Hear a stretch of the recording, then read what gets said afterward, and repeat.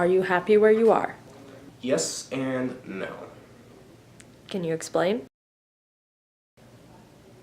Well, I love where we live, and I love how beautiful it is where we live.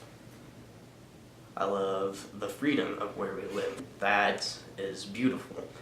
And I love being able to explore that and everything that comes with it. But at the same time, it's small and it's quiet. And the silence of it can be overpowering sometimes.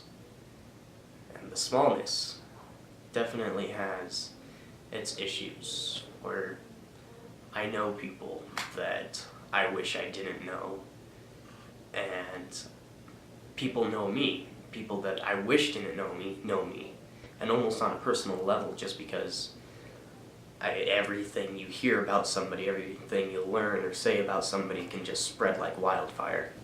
At the same time, if I lived in a big, busy area, if I lived in a city, I'd lose so many of the freedoms and so much of the necessity that I have up here, like camping and hiking and all those things that, they're healthy for me, they keep me in shape, they make me happy. So it's hard to find a balance with that, where you can be somewhere where there's always new and interesting people to meet, but also be somewhere where there's not concrete walls and pavement and you can just hike off into the woods. With this in mind, would you choose to grow up somewhere else if you could? Yeah. Well, okay. My family moved here from California, and if I could go back to the California high desert, I definitely would, because that would have, in ways, something I find more beautiful, because that is truly home to me. The desert is the sand and the rock and the shrubbery and the rocks, the big, boulders. I love all of that stuff. And so to have that nature combined with nearby towns and places to go and things to do and people to meet, it would be an interesting combo. One of the best places, I think, to find what I'm looking for.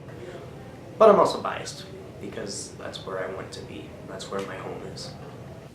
Right. You mentioned earlier that there were a lot of hardships that came with living in such a small town. Would you mind delving into those deeper?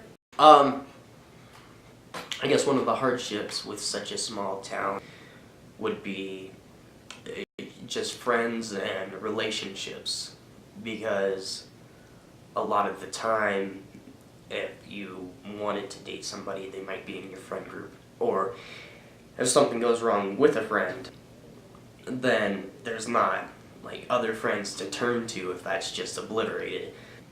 Okay, perfect. Thank you.